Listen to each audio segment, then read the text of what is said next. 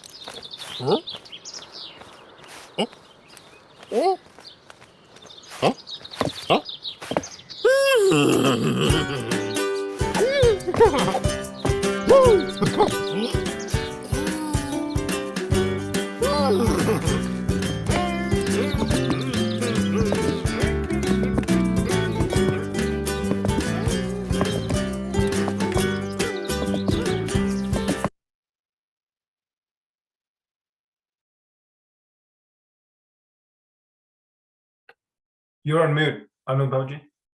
Sorry. So this was very simple, very easy, very straightforward video. Uh, this was the video that I gave you all to think about during the last week. So now it's your turn. You'll have to tell me what sense you made out of this video. So we'll start with Janav. Yes, Janav, you've raised your hands first. Yeah. What I understand from the video is that just a second.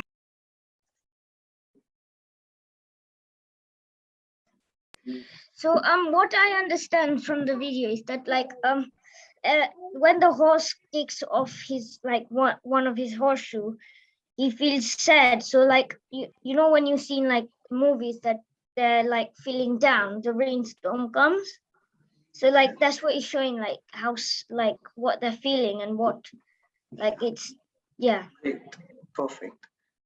Yeah. So losing a horseshoe actually brings some gloomy feelings, and the clouds and the rains represent his sorrow, right? His pain that, okay, I have lost one of my horseshoe. Fine, fine. Then, what do we make sense out of it? That it's like what he must have done in the past to make that thing to come off. Or Okay, great, fine. Okay, Janav has helped us in reaching to the first step. He said that, okay, whenever he lost a shoe or whenever a horseshoe got separated from his soles, he felt a bit of pain, right? He thought that some part of him is going away from him, right? Yeah, so that's the first thing. Okay, now let's move to maybe Gia. Gia, will you add something to this? What you made out of the video? So I think that the horse has these shoes that he's really attached to, and when they fall off, he feels like he can't continue walking, so he stops to try and fix it, but isn't actually fixed. And then in the end, all of his shoes fall off, and that's basically like he's realized that he doesn't need all his attachments because in the end he can still become happy. Oh, wow, that's beautiful. That's beautiful, really. Adi, what's your viewpoint on this? Um, like us, it the horse is Yeah. getting like it. The horseshoe is its possession, and we use our possessions. We think our possessions make us happy. So then, when we lose them, we feel sad. But that's because the happiness only stays for a short amount of time. So that when we take away these possessions, we are actually truly happy. Oh, that's really impressive. That's so beautiful. Like, really, you deserve a round of applause. You both, Jia and Adi. Excellent work. Okay, so that's the whole point. Today, what we are going to do, what we are going to learn from this whole video is the model of happiness. We are trying to learn about the five parmishtis and why are we going down to these five parmishtis. And it's very straightforward, very simple, very uh, it's very obvious actually. So let's quickly jump onto this model of happiness. It's very simple and straightforward. So we all need happiness. That's what we are sitting here for, right? Sunday mornings are not to waste, just like that. We have to have a leisure time. We have to go out, watch something good, play somewhere, right? So we all are sitting here. It means that we mean business, right? Must be that we're expecting that somehow we'll get happier after learning what we are learning today. That's why we are learning, right? Even like the day you'll start believing, okay, there is no point in wasting my time in this Sunday class, you'll stop coming to this class. So the whole point is you're only going to attend this class as long as you find that, okay, there is something substantial being talked about, right? So we all mean business, we all need happiness. Now there are two types of belief systems. The first belief system says that you can be happy by gathering all the possessions. They say that happiness comes from external resources and external experiences. That's what the horse was thinking in the initial phase. So the first belief is that happiness comes from possessions and external experiences. Okay. But then again, an obvious question arises that whether is it possible to gather all the necessary resources and experiences? Can all the necessary resources and experiences ever be possessed? See, if I define that I'll be happy once I'll have a great, huge bungalow, I'll have my dream car, not just one. I think I have 4 or 5 dream cars. So my garage will be full of all the cars. I'll have all the jewelry that I love. I have all the branded clothes that I want to wear. I'll have that expensive watch and what not. And then I'll have my bungalow in some hill station, over the top of the mountain. There would be so many servants serving me. And, I have an extended family and everything. And I have a well-established business. I'm on the cover of Time magazine and whatnot, right? Whatever we can think of. So these all are the external possessions and experiences that are throughout our lives, right from the day you got enrolled in your school. The definition of success was this, that whenever you go, wherever you go, people spot you, they know you by your name, you are being recognized everywhere around. You contribute to the scientific community, to the business community, to the social community, wherever you can, but you have to leave your mark right there, right? We must be doing something which can be recognized, right? That's how we'll be substantially successful in our lives. Else we'll be wasting our lives. We'll be just I don't know, piece of what, I don't know. We'll be just wandering around just like the animals are wandering around, not leaving any mark of their existence behind. That's what the world says, that if you live as if everybody knows you, that your life is worth living. So that was the first question, that okay, if my happiness depends on what all I possess, the basic question that I must ask is that whether is it possible, whether is it affordable to possess all the experiences and all the possessions, resources. So the obvious answer to that is clearly not. See, I do not want any wealth. I do not want a good house. I do not want a car. I just want to be president of United States. That's it. Or I want to be king of England, maybe. You have queen there, right? Or maybe somebody can also be a king, right? So I want to be a king or a president or a prime minister, right? So I want to become a prime minister or a president. Somebody else must also be dreaming about it, right? So there are four people who want to be prime minister of, let's say, England, right? Okay. So if all of these four people are wanting to be prime minister, how many of how many prime minister do you actually need in your country? How many positions do we have to be a prime minister? That there is only one at a time. Only one minister presides over the whole, the parliament, right? So if four people at the same time are dreaming about a position which is only limited to one person, only one person can occupy that seat, correct?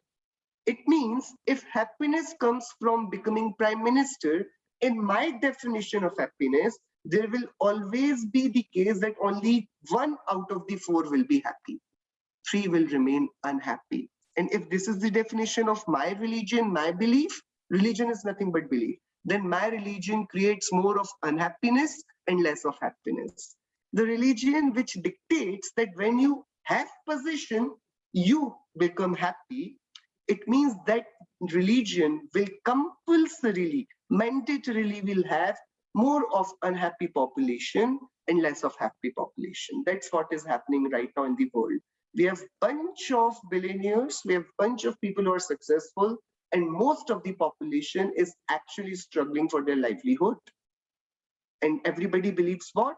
The wealth is the happiness. Wealth is synonymous to happiness. And this actually, jumbles up the whole philosophy of life, the whole premise of being happy. So the first question, when I said, okay, I believe that happiness comes from external resources and experiences, the first question that I was asked was this: is it possible to possess everything? I thought about it and I just realized that in my economics class, I was told that we have limited resources and unlimited want, right? So the resources are definitely limited and everybody has unlimited wants. So it's not possible for everybody to fulfill their wants, to fulfill their desires. And clearly, it's not possible to attain the resources, right? But let's say hypothetically, we have a situation that we can attain all the resources, we can possess all the resources that are required to be happy. So if yes, then the next question arises: whatever you possess, can all the available resources and experiences forever be sustained? Just like that horse, he had 4 shoes, enough for him. He had all the necessary possessions that he needed to be happy, and his life was going just perfect. He was just, jumping, hopping around in the jungle in fine, pleasant weather. But then, can that possession be sustained? No, it cannot. Slowly, your house starts to become older. Your car starts to become, older. Your new dress that you wore and you loved, after wearing it for 4 or 5 occasions, you do not feel like wearing it again. Everything, at first, the thing that looks attractive, over the time, it begins to, do not be that attractive for you, right? So therefore, the next question comes, okay, so what? Even if I have possessed everything, can I forever be in the possession of these things? That, okay, you can be in the possession of these things if you promise me one thing. What? That you will not die. How many of us are not going to die? See, I can I can remain, I can just, tie this particular possession with my body, okay, so that it doesn't leave me. Fine, fine. But hello, you're going to leave your body one day, right? And no matter how clingy you get towards all these possessions, one day is going to be there where you leave this body. And once you leave the body, automatically everything, have you not seen, like, have you been to museums? Have you been to the old great palaces, all of the kingdoms, all the remains of the great glorious past that our ancestors had? Now we have only walls and bricks where we just see and just take photographs and just upload those photographs. But what those whole palaces, those abandoned buildings are telling us, that if we do not leave it, if I do not leave this possession, it will leave me, because I'll have to go away from this body. I'll just evaporate in a matter of time, right? So again, the second question's answer is no. First question's answer is for some, yes. If I'm ultra rich, I can own whatever I want. Yes, my happiness would be okay. I'll be possessing every external resource and experience. But the second question will automatically come, can I sustain it? And the answer to that would be no, because it's not possible to sustain possessions forever. So both the answers, whether yes or no, they come down to no. And that tells us, okay, then it's pointless to go after all these possessions. It's better, because one day or another you are going to let go of these things. Why are you even running after these things when you have to? In Jainism, there is very famous example. So what elephant does, elephant goes to a pond, okay? And he loves swimming, and he loves, taking bath in the pond. But what he does, the moment, just right the moment after it has taken bath, all cleaned up, it is coming out of the pond, his own swimming pool is coming out. And the next thing that the elephant does is the mud around the pond, it, using his trunk, he takes up all the mud and it again showers the mud over his body. So Acharya says, what kind of bath is it? Why did you take bath in the very first place when you had to, actually drown yourself in the mud? It was pointless to bathe, right? If people take bath because they want to clean themselves, and what is elephant doing? It is taking bath to again make himself uglier, right? So that's how our sages tell us that some people have possessions, and you ask them, why are you collecting all these possessions? Why are you collecting all the luxuries? So they say, okay, if we'll have money, we'll be able to donate more, we'll be able to do more of charity. So Acharya says, you're just doing like that elephant who is taking bath so that he can actually. So there was one person, like, I don't know if you guys do it. Okay, so you have to take bath in the morning, okay? So before taking bath, do you, just put some mud over your faces? What do you guys do before taking bath? You like something so that you can actually enjoy the bath. See, it's of no point. It's of no point if you're already clean, right? If you've just taken the bath, you cannot say, I'm again putting mud all over my body because I want to take bath again. Similarly, if you're putting the mud of possessions and saying that I am putting this mud so that I can donate, I can take bath, I can let go of all this money, then it's very stupid. So that's what Acharya said. Okay, you clearly define that happiness comes from external experiences and resources. But first thing, it's not possible to have everything. And even if by luck, by chance, you get everything under your possession, you cannot sustain it. It's not possible to sustain it forever, because your own body is fragile. You anyway going to lose your own body. It's just matter of some years, right? So therefore, your this belief that happiness comes from the external resources and possession, it tends destroy, and therefore, ideally, you should let go of the possessions. Means it's okay. If you have possessions, it's fine. If you do not have possession, it's fine. Your happiness cannot be dependent on that.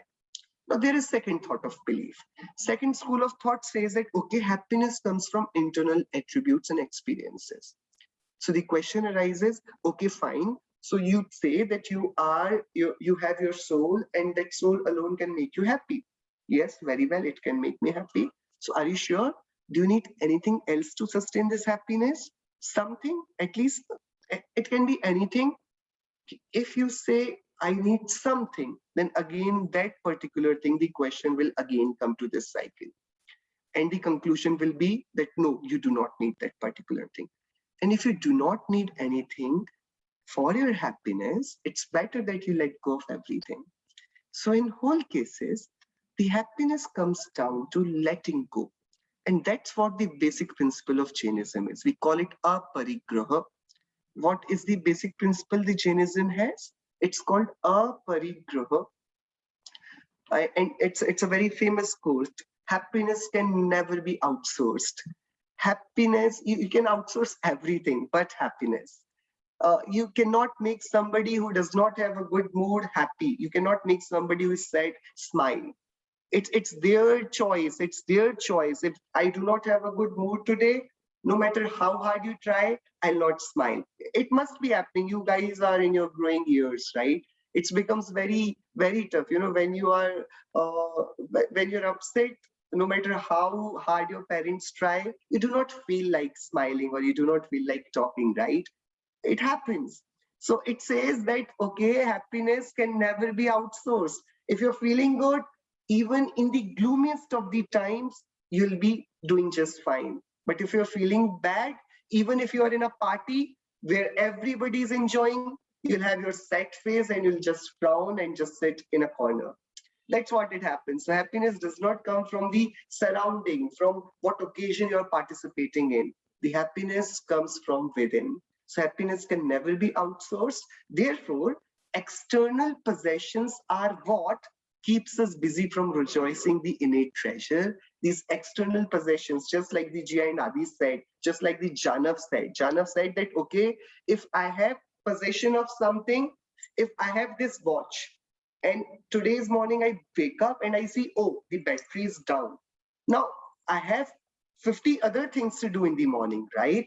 But what will I do first now? I'll go to a shop and get its battery replaced, right? So possession is what keeps me engaged. I could have utilized my time for something better than that. It was not at all required. I did not even plan for this. You just you took out the keys and you sat in your car and you just realized that, okay, the tires are busted. You have to go see, you know, your tires are flat for the car or the engines, it's not in starting. Now your whole day would be go after, you know, getting your car repaired, right?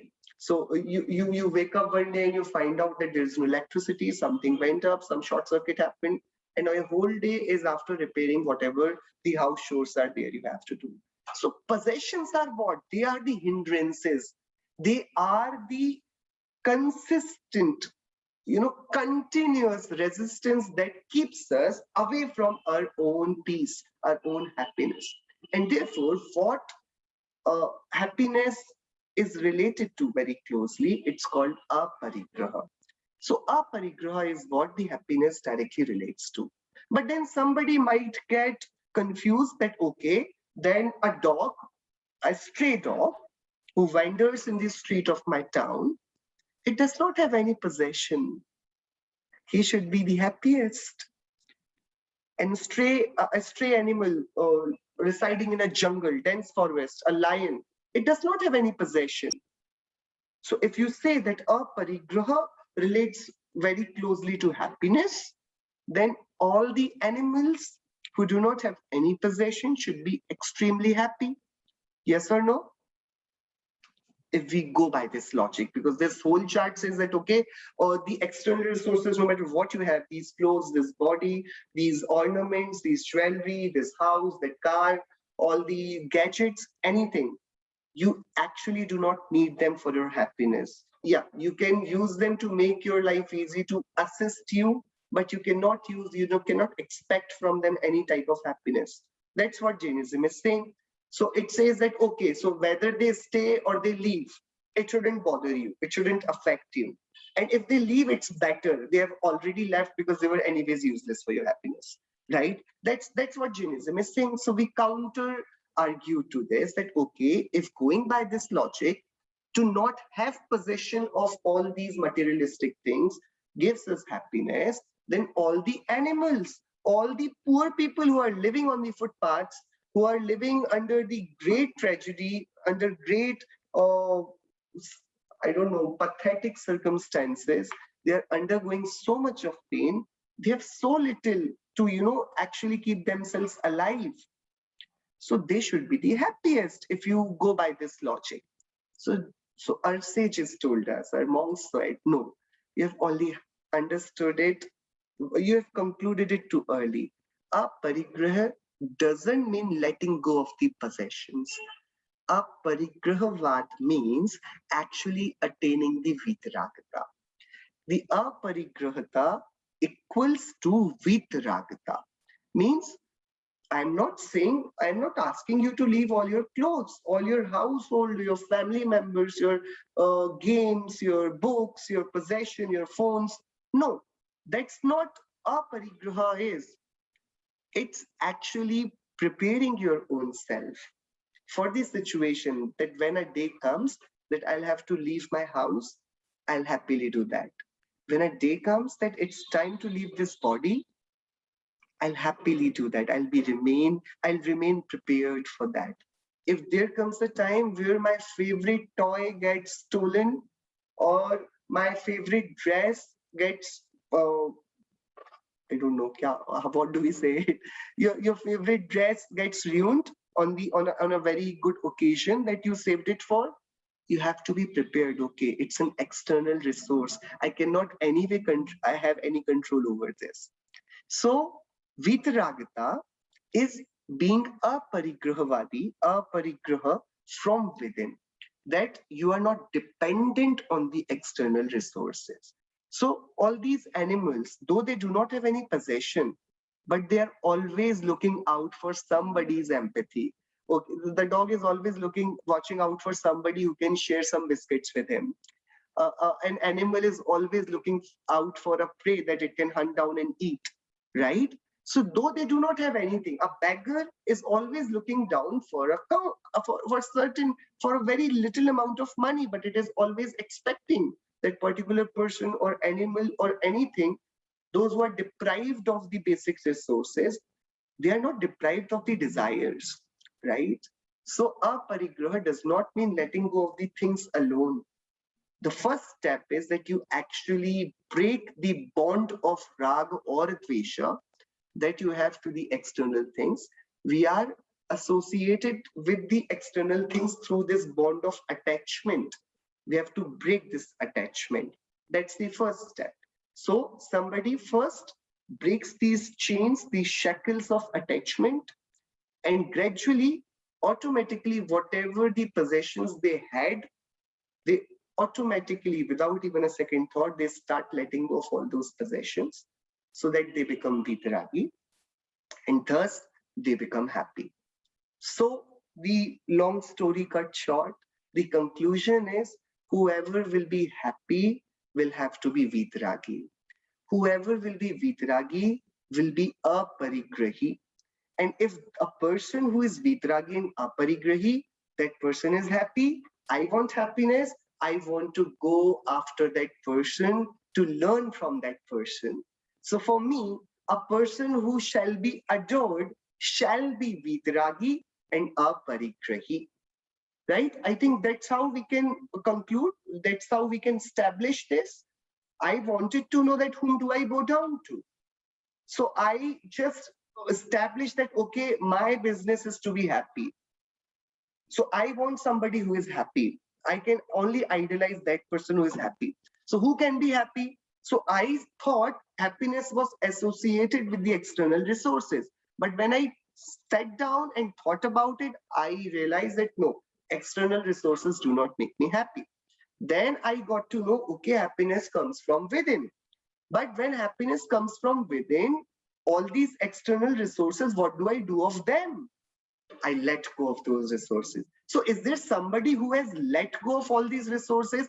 There are many people, but has there been someone who has actually broken the shackles of attachment, who does not have any desires for these external resources? If there is one such person, I'll call him Vitaragi, and I'll go after that person to adore him, to go down to him, because he fits well in my definition of the happy being, the super being, right? So this brings us to 5 Parmeshtis and their conclusion. What is adorable?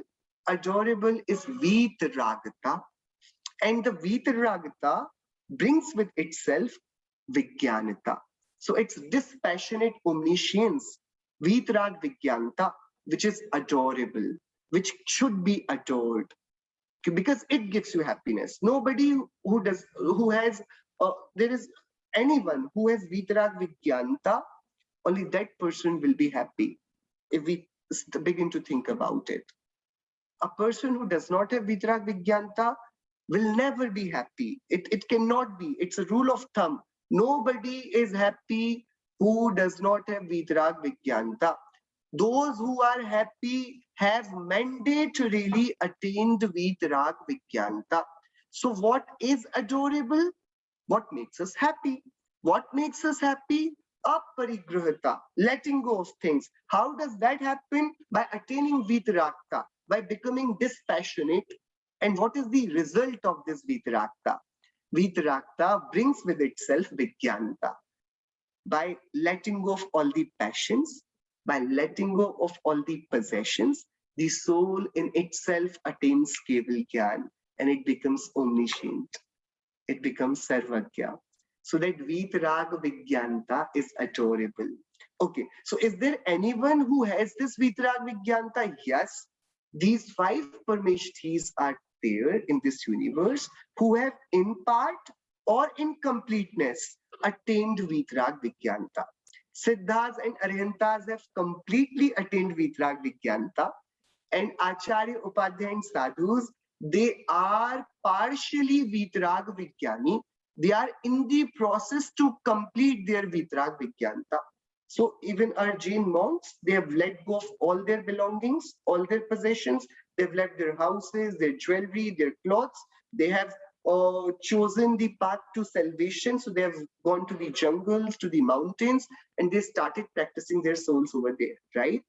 So not just externally, but also internally, they have destroyed the passions, the kashayas. So they do not have Anantanubandhi kashayas, Aprityakhyanavarin kashayas, Prityakhyanavarin kashayas. That's how they are Vitaragi, and they know the nature of everything. So no, though they do not have Keval Gyan, but whatever the Keval Gyan knows, they know about it in its truest form.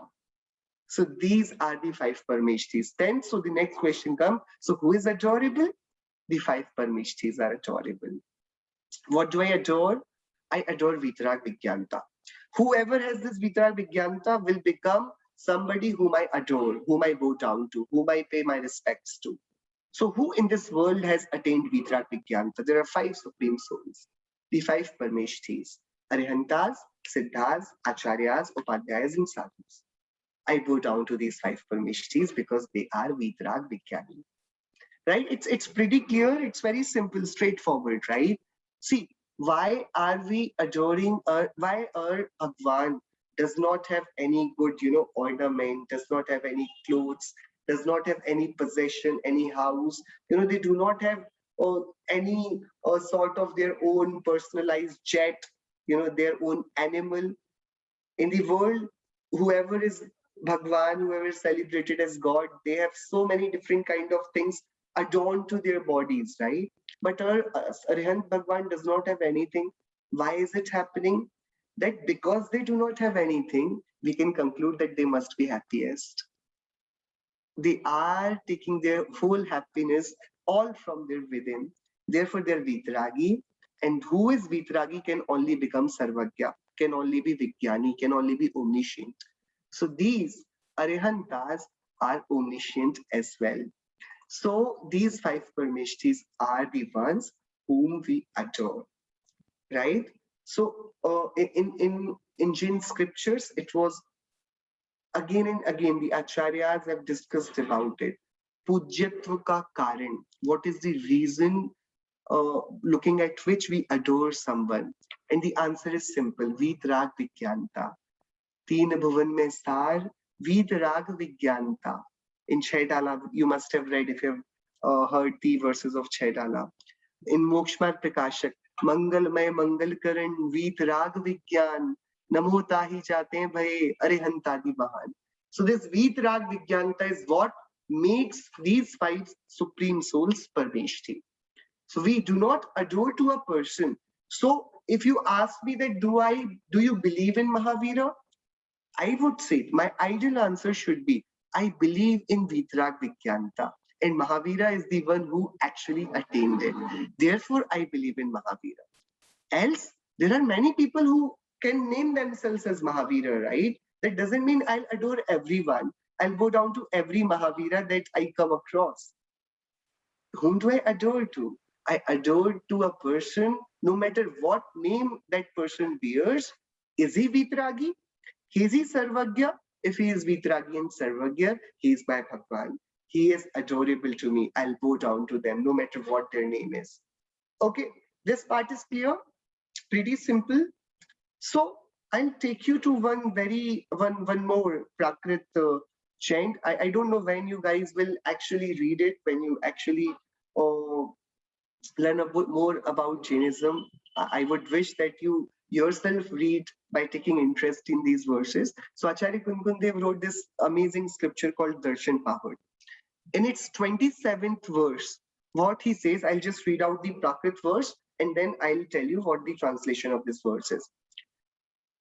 Navideho vandijai, naviye kulu, naviye jai sanjutto, ko vandami gunhino, nahu savano ne savoi.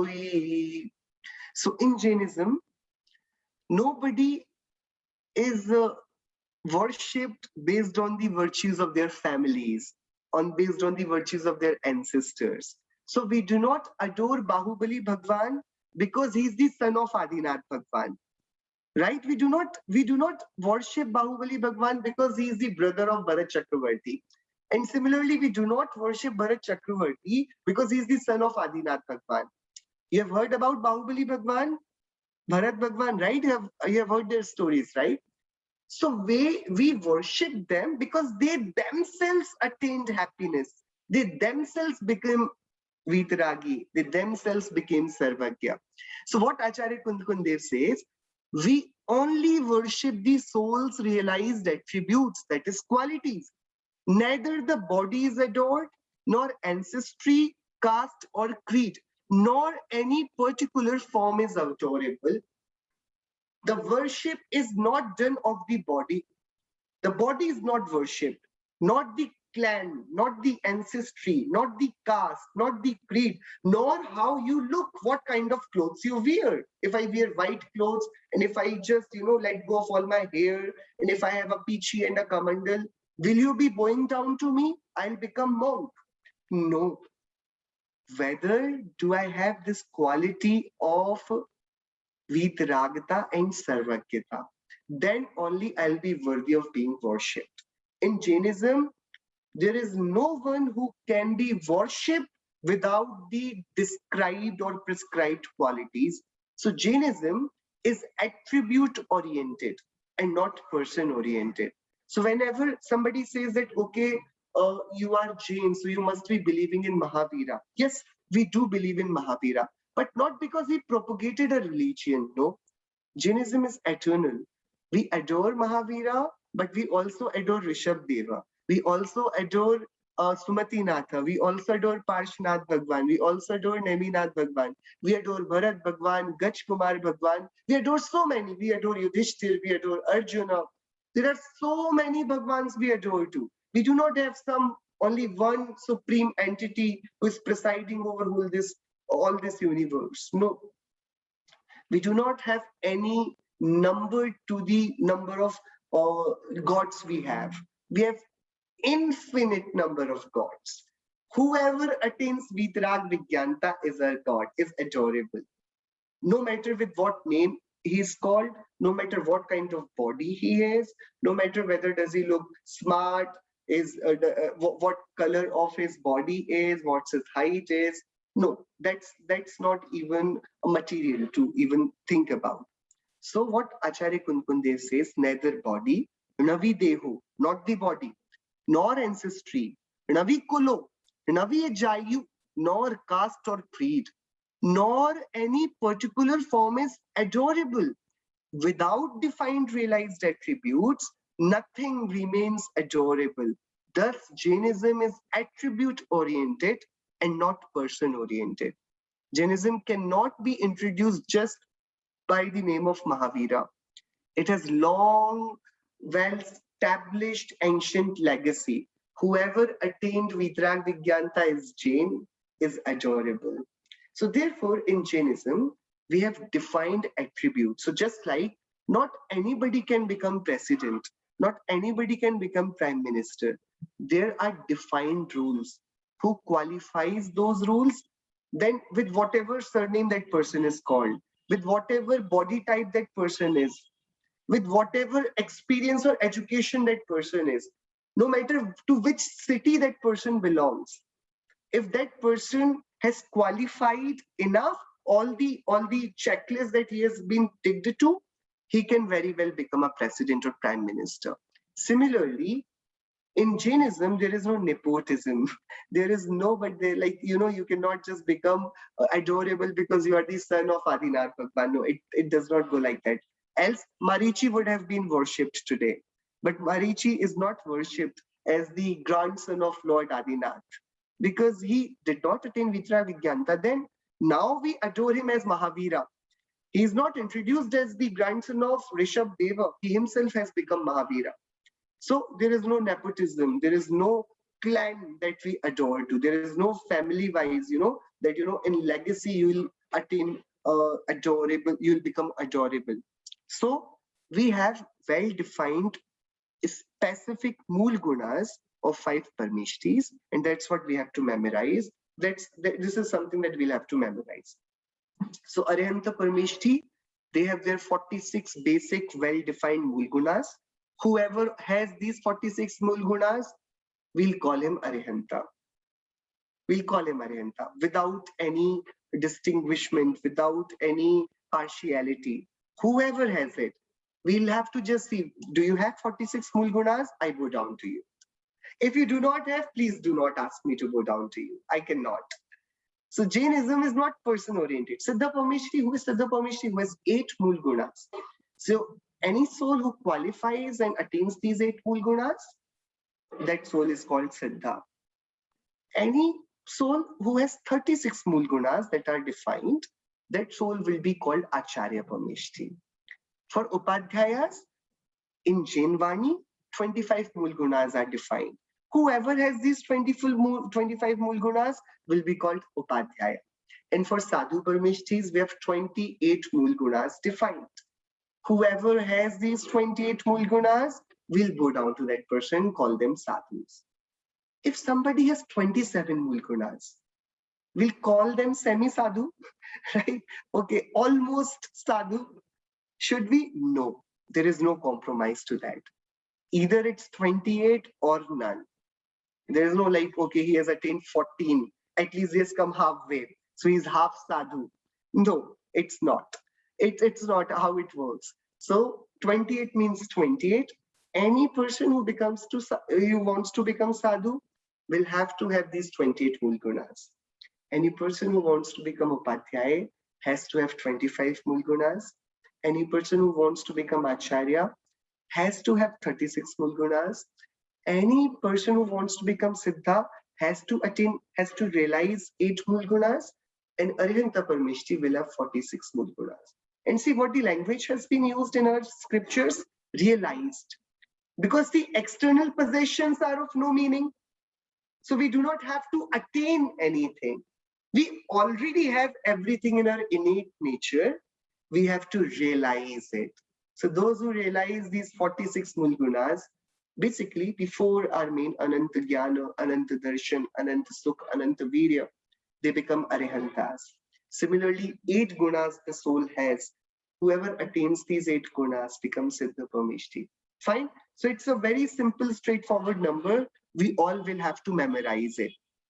How will it help? It will help because it's very easy for me to cheat you, okay? All I'll have to do is I'll take down my clothes, I'll take down all my hair, I'll have 1 pichi and 1 kamandal, and I'll come to you. Will you not bow down to me? It's so easy. I'll become a Jain monk and you'll actually bow down to me. But that way I can cheat you because it's very easy for me to do that. And that actually happens when people, just because it's a great way of earning your livelihood as well. You'll not have to do anything, and directly everybody will be on your feet, right? So it's the best profession actually. You'll see the religious organizations grow just like anything. The corporates cannot grow at that rate, the way the religious organizations grow. They have countries on their names, right? So religions actually have the potential to rule the world. That's what it happens. That's the great game of belief is. A person who knows how to play with your belief can either make your life or destroy it. And it's very easy because it's very easy to fool humans. Very easy. In the name of God, a good orator can make you do anything, and people are doing it. They're starving themselves. They're going to the great oceans and taking bath, taking dips in the Ganges. They're going to the Himalayas naked. People are doing anything and everything in the name of God, in the name of religion. So Jainism says, okay, let me protect you from this. You have to know these 46 plus 8 plus 36 plus 25 plus 28 mulgunas. And anytime you see someone claiming themselves as sadhu or acharyas or upadhyayas or siddha or arihanta, you have to take out this checklist and you have to see whether do they have these. If they do not, then they are not worthy of your respect. You do not need to bow down to them. That's how, what should I say, sentient the Jainism makes us. Jainism is very much against the blind faith. We cannot just go about, going down in front of everyone. No, Jainism respects dignity, and it says only those shall be respected who have realized their attributes, who have actually looked inward. Okay, so I think today we learned basically two things. We discussed in two things. Why five Parmeshtis? We have already discussed about why the Parmeshtis don't do anything and nobody can do anything to anyone, right? And it's why it is important to pay respect to the people you adore to attain their attributes, right? But today we learned about two things. The happiness depends on becoming vitaragi. The more dispassionate you become, the more easily you let go of the things that you have got under your possession, the easier life is going for you. The life is going to be for you easier, because things will come and things will go. You'll have to know how to deal with all the losses and all the gains of life. The only problem that happens with us is that we do not know how to fathom the gains that we get out of nowhere, and the gravity of loss when you actually lose somebody who is very dear to you. It's a pain that not everybody can bear. It takes us to depression. It takes us to the grief that we have not experienced at this age, and we have never thought that okay, the grief can be of that gravity, right? So we have to train our minds that okay, everything is going to wither. It will all wither. Everything is going to go away from us. Are we prepared to let it go? If we are, nobody can take our inner peace away from us. So this passionate vitaragta and aparigraha, to let go of all the possession, that is the key to happiness. That's the first lesson. And therefore, the person whom we adore must have this quality of vitaragta, and whoever has the vitaragta will not have any possession. They will be nirgrantha. They will be completely devoid of all possessions, and they'll automatically be sarvagya also, because who is vitaragi attains sarvagyata as well. That was the first thing. So the reason for the adoring someone is vitarag vigyanta, and then the test to save us from the blind faith. All the five parmeshtis are designations. They're not the names of a person. Anybody who fits in this criteria becomes these parmeshtis. So we have this opportunity to come into this designation. I can become arihanta. You can become arihanta. We all can become siddha, right? all that we have to do is know these mool gunas and work on to attain, on to realize these mool gunas. So Aryanta has 46 mool gunas, Siddha has 8 mool gunas, Acharyas have 36 mool gunas, Upadhyayas have 25 mool gunas, and Sadhus have 28 mool gunas. Fine. I think we all can memorize this much and actually imbibe it so that we never forget it. What is the basis of happiness? What is the basis of adoring 5 Parmeshtis? Fine. So I think we'll stop here and we'll begin the discussions from this point in the next class. Okay. Any questions?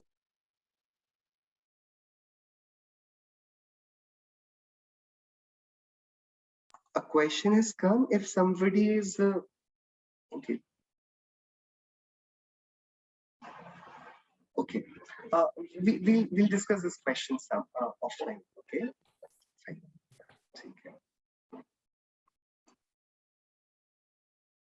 So we'll do Jinvani Stuti. If anybody has any question, you can ask. Baki, I think it was pretty simple today what we discussed, but I'm really Jia and Adi, and I think is already left. Yeah, so very well done. Yeah. Janav has already left. Very well done. Very well thought about it, and may we all attain Vitrakta Vigyanta soon. Jinvani Stuti.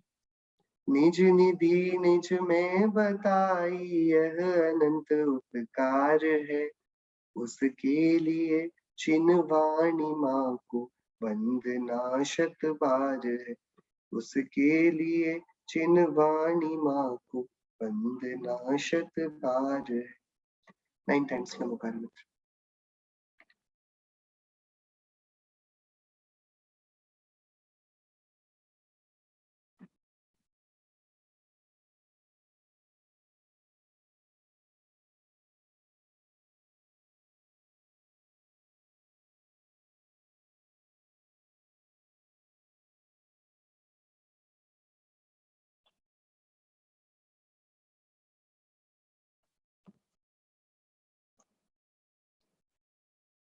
Jai Jinendra everyone. Thank you. Jai Jinendra. Jai Jinendra.